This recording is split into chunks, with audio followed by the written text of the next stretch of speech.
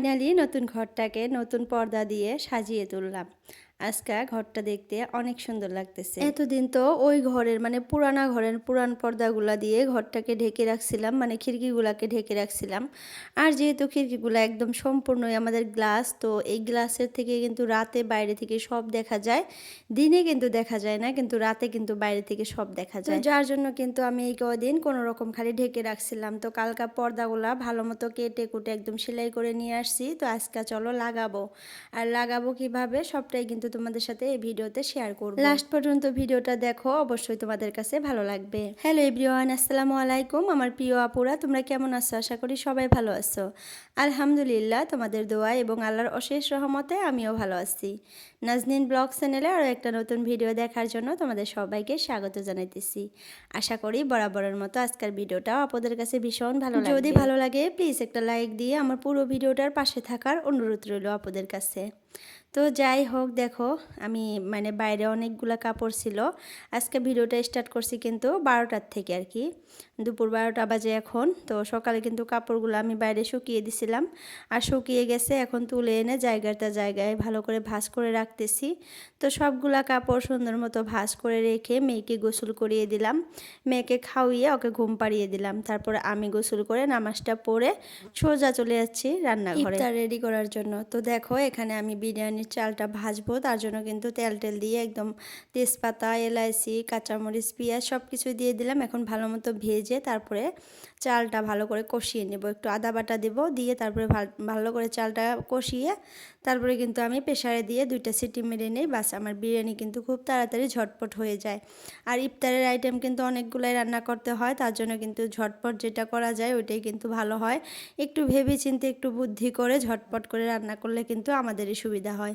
তো যাই হোক, বিরিয়ানির চালটা এই পাশে ভাজতেছি, আর এই পাশে আমি আজকে মাটি কালারের ডাল রান্না করব, মানে মাসকলাই ডাল। কেউ মাসকলাই বলে, কেউ মাটি কালাই বলে। তো যাই হোক, আমরা কিন্তু দুইটাই বলি। তো ওই ডালটাই আজকে রান্না করব। এখানে দেখো ডালটা ভালো করে গ্রাইন্ডার করে নিলাম, অল্পখানি ডাল গ্রাইন্ডার করে নিলাম, আর পানি দিয়ে দিয়েছি কড়াইয়ের মধ্যে গরম হওয়ার জন্য। এই ডালটা কিন্তু আমি আগে রান্না করতে পারতাম না। একটা কাহিনী আছে, কাহিনীটা যদি শোনো আপুরা তোমরা হাসতে হাসতে একদম পেটের ব্যথা উঠে যাবে। একবার আমি মেয়েবেলায় মানে আমার বাবার বাসায় থাকতে, মা বাড়িতে ছিল না, আমাকে ফোন করে বলছিল যে মাটি কালার ডাল আছে, সেটা রান্না করে 2 বাপ বেটি মিলে খাও। আমার মা আর ভাই মাসির বাড়িতে গেছিল। তো আমি কিন্তু আর মাকে জিজ্ঞাসা করি না যে ডালটা কিভাবে রান্না করতে হয়। আমি ওস্তাদি করে একা ডাল রান্না করতে গেছি। আর মানে ডালের গুঁড়াটা ডাইরেক্ট কড়াইয়ের মধ্যে দিছি, মানে পানি টানি দিয়ে নেই, ডাইরেক্ট কড়াইয়ের মধ্যে খালি গুঁড়াটা, শুকনা গুঁড়াটা দিয়ে দিছি সোমবারের মধ্যে। তাও পেঁয়াজ কাঁচামরিচ সুন্দর করে সোমবার দিয়ে ওর মধ্যে ডালগুলা দিয়ে সুন্দর মতো ভাজতেছি। তো ভাজতে এর মধ্যে আমার একটা বোন চলে আসছে পাশের বাড়ির। তো বোনটা এসে বলতেছে এগুলো কি রান্না করস তুই? আমি বললাম যে ডাল রান্না করি, মাটি কালার ডাল।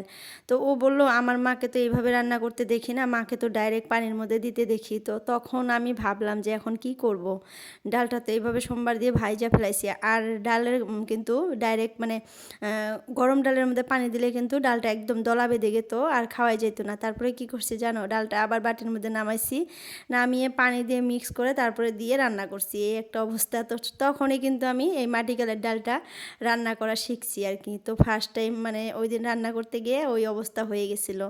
তারপরে মা আসার পর মাকে বলছিলাম, তো মা কিন্তু হাসছিল যে এরকম একটা অবস্থা। তো যাই হোক, ওই দিন মানে আমি শিখছি। তো যাই হোক, ভুল করেই কিন্তু মানুষ একটা শিখে। তো ভুল করে আমি সুন্দর মতো এখন কিন্তু আবার ডাল রান্না শিখে গেছি। তো আজকে দেখো এই মাটি কালার ডালটাই রান্না করব। তো এখানে দেখো পানিটা আগে ভালো করে গরম করে নিয়েছিলাম, আর ডালের গুঁড়াটা একটু ঠান্ডা পানি দিয়ে মিক্স করে নিয়েছিলাম, নিয়ে তারপরে এখানে দিলাম।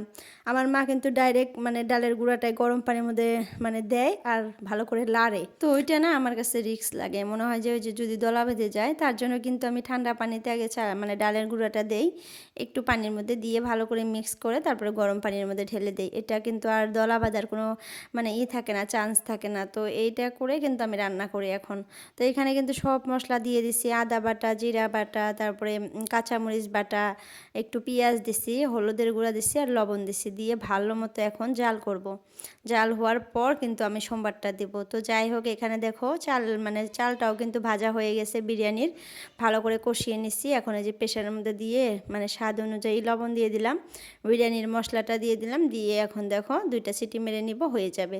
আর এখানে আজকে আলু দিয়ে চিকেন কষা করব, এটা দিয়ে আর কি বিরিয়ানিটা খাবো সন্ধ্যাবেলা ইফতারের টাইমে। তো যার জন্য দেখো চিকেনটা বের করে নিছি আর ভালো মতো পরিষ্কার করে ধুয়ে নিছি। আর এখন আমার স্টাইলে আর কি আমি রান্না করব, আমি যেভাবে রান্না করি, হয়তো অনেক আপুরাই দেখছো আমাকে আরও অনেক ভিডিওতে আমি চিকেন রান্না করাটা, তো ওইভাবেই কিন্তু আজকেও রান্না করব। তো চলো চিকেন রান্না করতে করতে একটা আপুর আমি কমেন্ট পড়বো, আর আপুটা আমার উপরে অনেক রাগ করছে, কারণ আপুটার আমি কমেন্ট পড়ি না তার জন্য।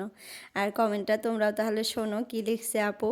তো হয়তো আপু আজকে আমার ভিডিও দেখবে, আর কমেন্টটা যে পড়তেছি ওইটাও হয়তো দেখবে। তো আপু লিখছে, তোমরা ইউটিউবাররা যেমন কষ্ট করে দর্শকদের জন্য ভিডিও তৈরি করো, তেমন আমরাও দর্শকরাও কষ্ট করে সুযোগ ও সময় বের করে তোমাদের ভিডিও দেখি।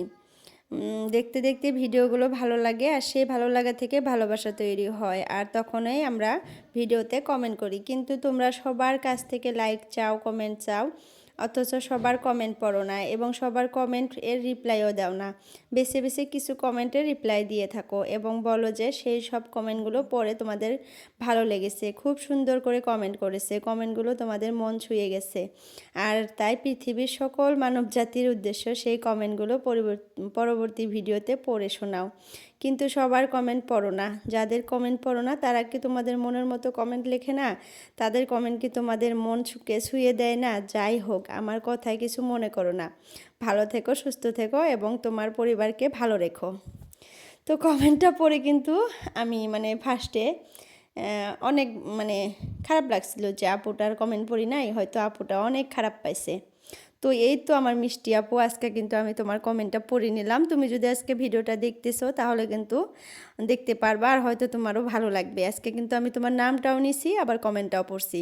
আর এর আগের ভিডিওতেও কিন্তু অনেক বড় করে একটা তুমি কমেন্ট করছিলা, তো যার জন্যই কিন্তু কমেন্টটা আর পড়া হয় নাই, কারণ অত বড় কমেন্ট কিন্তু পড়তে গেলে ভিডিওর আধা শেষ হয়ে যায়।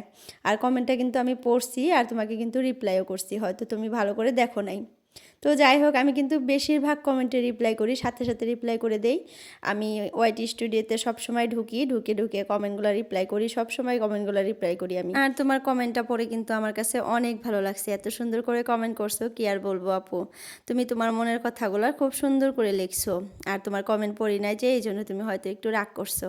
তো যাই হোক আপু, আজকে তোমার রাগটা ভেঙে দিলাম, আমি তোমার কমেন্ট পড়লাম আর তোমার নামটাও নিলাম। তুমি ভালো থেকো, সুস্থ থেকো সবসময়, আর আমার ভিডিও কিন্তু এইভাবেই দেখে দেখে কমেন্ট করবা।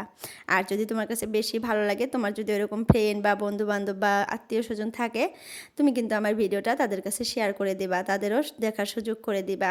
তো যাই হোক আপু, তোমাকে অসংখ্য ধন্যবাদ আমার ভিডিও দেখার জন্য আর এত সুন্দর কমেন্ট করার জন্য।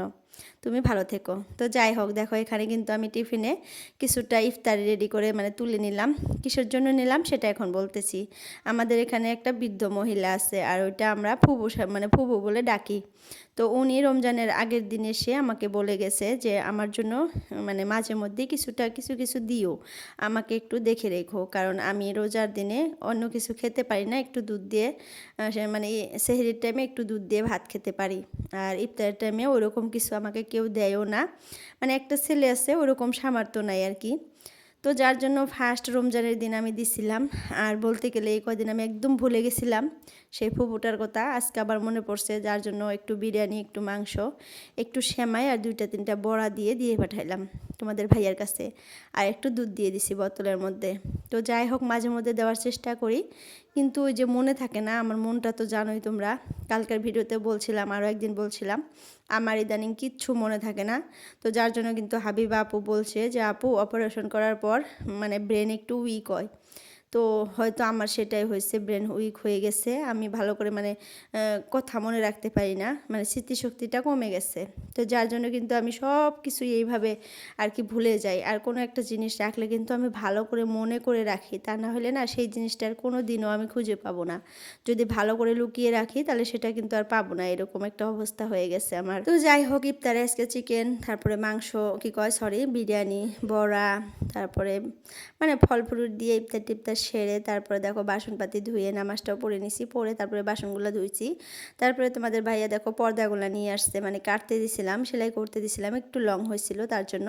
তো এখন নিয়ে আসছে, তোমাদের ভাইয়াকে বললাম যে চলো একসাথে দুজনে মিলে পর্দাগুলো লাগাই, দেখতে ভালো লাগবে। ঘরটা কেমন জানি পর্দাবিহীন এলোমেলো লাগতেছে, আর এক এক কালার দিয়ে আমি মানে এক এক জায়গায় এক একটা কালারের পর্দা লাগিয়ে থুইছি, ভালো লাগে না দেখতে। তো তোমাদের ভাইয়া দেখো সাথে হেল্প করে আমাকে লাগিয়ে দিতেছে পর্দাগুলা। তো দেখো তো কেমন লাগতেছে এখন, আমার কাছে কিন্তু ভালোই লাগছে। আর আমি কিন্তু এই পর্দাগুলো অনলাইন থেকে আনছি।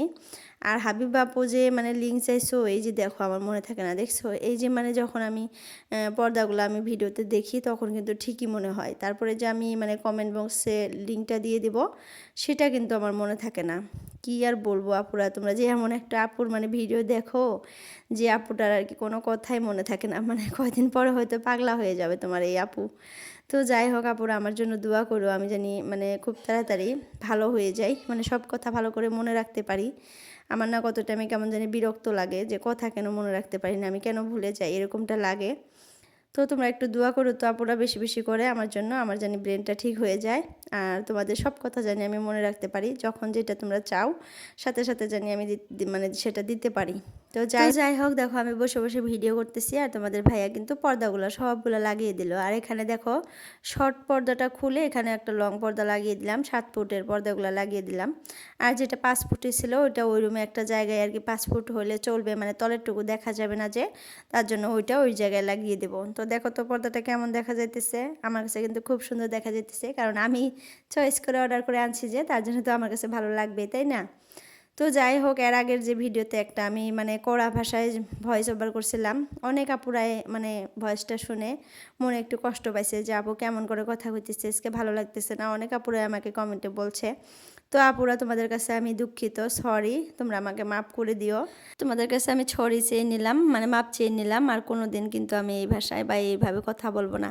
আসলে আমার না শর্ট মাইন্ডের একটা মানুষ আমি, এমনিতে কিন্তু মানুষটা অনেক ভালো আমি, কিন্তু মানে একটুতে রাগ উঠে যায়, মানে থাকে না পাতলা টাইপের মানুষ, ওই টাইপের মানুষ আমি। তো যাই হোক আপুরা, আজকের জন্য ভিডিওটা আমি এতটুকুই রাখতে চাইতেছি। আজকের ভিডিওটা কেমন লাগলো তোমরা কমেন্টে জানাবা, আর যদি কেউ নতুন আসো প্লিজ চ্যানেলটা সাবস্ক্রাইব করবা। তো এই যে দেখো এই ঘরটাতেও কিন্তু সবগুলো পর্দা লাগিয়ে নিছি, দেখতে কেমন লাগতেছে কমেন্টে কিন্তু জানাবা আপুরা। আর তোমরা যদি কেউ পছন্দ করো এই মানে পর্দাগুলা লিঙ্ক যদি চাও তাহলে কমেন্টে বলো, লিঙ্ক বলে দিও, তো আমি কিন্তু লিঙ্কটা এই ভিডিওতে আর কি কমেন্ট বক্সে মানে মেনশন করে দিব, তোমরা সেখান থেকে ক্লিক করে নিতে পারবা। তো বাই বাই, আল্লাহ হাফিজ।